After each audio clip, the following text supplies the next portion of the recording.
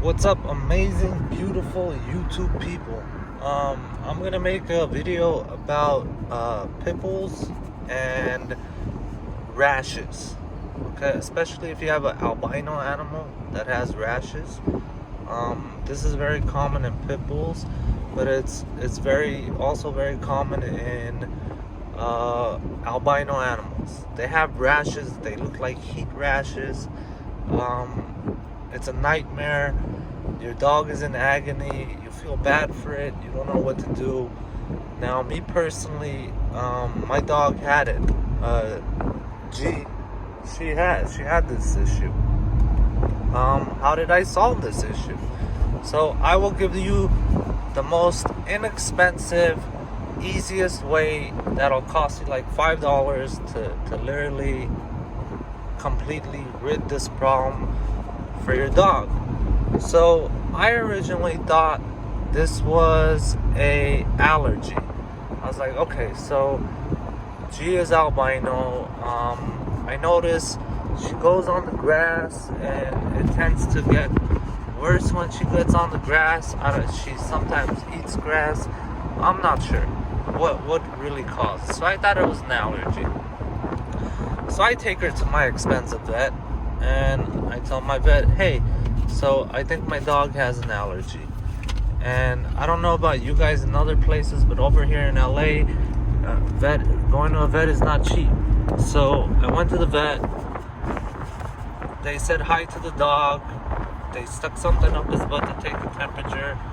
And then I was like, okay, so the dog has an allergy. I need to know what she's allergic to so I could rid her of these allergies, because she just is itching and chewing and she's making herself bleed and she's in agony, you know? So they took an ear swab, they took another swab, and they're like, listen, so here's your bill. And the bill was about like $350. And they're like, listen, so your dog is allergic to something. I go, I know, that's what I told you guys when I came in here. They're like, yeah, so we took some samples and stuff, and if we send those in to wherever they send it in so that they could get a definitive answer of the samples they took, they're like, well, this is going to cost $150, this is going to cost $200. I was like, whoa, why didn't you guys tell me before that? Like, you guys didn't do shit other than say hello to my dog and check the dog's temperature and weight. You know, it's like $75 to $100 just to say hi to the dog. Like, I told you guys the dog is allergic, and now you're telling me after $350 that my dog has allergies and you don't know what it's allergic to, and I'm not gonna pay this additional money. Like, come on, man, you guys are like trying to fuck me over, dude. They're like, listen, I'm sorry that's how you feel, but you need to take your dog to a dog dermatologist to know for certain. And I was like, there's actually a dog dermatologist?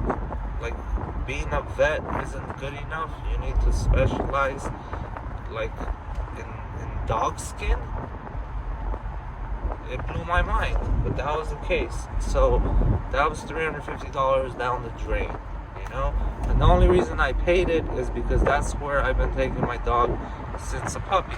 And I've taken my dog to like 20 different places, and that's the place I found that was the best out of the 20, and even they do some shiesty shit. Now,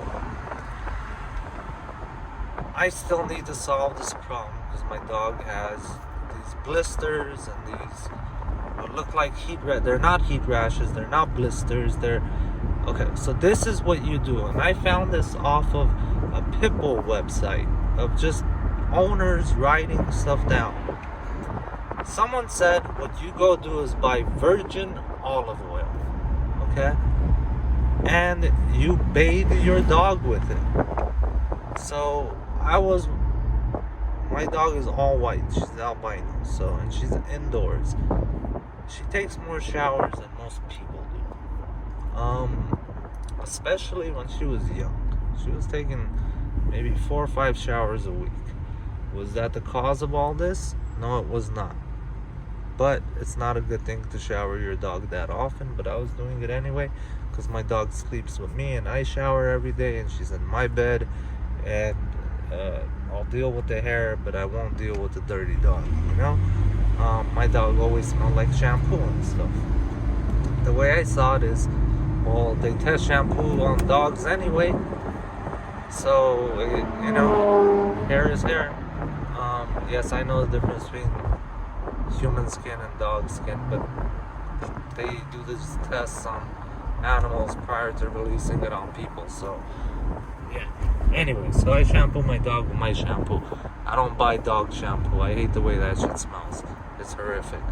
So I went and I bought virgin olive oil and I shampooed my dog clean, and then I drenched her in the shower with virgin olive oil, and then I washed off the virgin olive oil.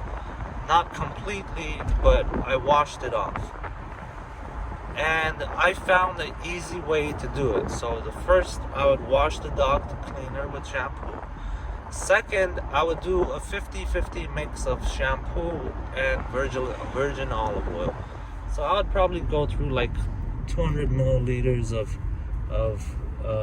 maybe like 2 ounces, I guess. I guess that's 2 ounces of virgin olive oil, and I'll just drench her and shampoo her at the same time. That way I can just rinse her off, and she would still hold on to some of the virgin olive oil. Now, once you take your dog out to shower and dry her as best you can, you know, you dry your dog. It's like putting baby oil on your skin, okay? It stays there for some time. So it takes about 2 hours or so for the dog to completely absorb the virgin olive oil. And I did this once a week or every single time I showered her. So back then it was like 3, 4, 5 times a week I would do this. Later on, this completely went away, completely. And G used to chew her paws bloody to the point where she would barely walk comfortably the next day because her paws are all scabbed up and she could barely walk. But I would put extra virgin olive oil on her paws and inside her paws, you know, and it completely solved all blistering, heat, all of it. It solved her coat became extra healthy, extra shiny, extra just amazing coat. And after maybe 3 months, 6 months, I don't know the exact time frame, because you're talking about this is when she's like months old and just a couple of years old. She's like 13 to 15, I forget. I no longer have to do that. All that completely went away. It completely solved the rashes, or what look like heat rashes or blisters or whatever you want to call it. Completely solved it with food grade virgin olive oil, the stuff you cook with. I would go buy a small bottle, I'd go buy organic because it was like cheap. It was like $5. It was better than taking her to the vet, and she loved it. I'd be like washing her, and she'd be eating it. Oh, and you can add a little bit to her food. They love it in the food too. You know, it makes it a little greasy, and that's healthy too. She loved that too. So sometimes when I would put just the olive oil on her, she'd start licking my hand and start licking the olive oil. So it completely solved that problem, right, G? Look at you, Angel. Whose ears? You're like a bunny. Look at that. You're like a little rabbit. You're like little rabbit ears. Oh my God, you're so fucking cute. You fucking monster. Huh? You monster. Who's baby girl, huh? Gorgeous. Don't let anyone tell you otherwise, G. No matter what. Am I lucky to have you, or are you lucky to have me, huh?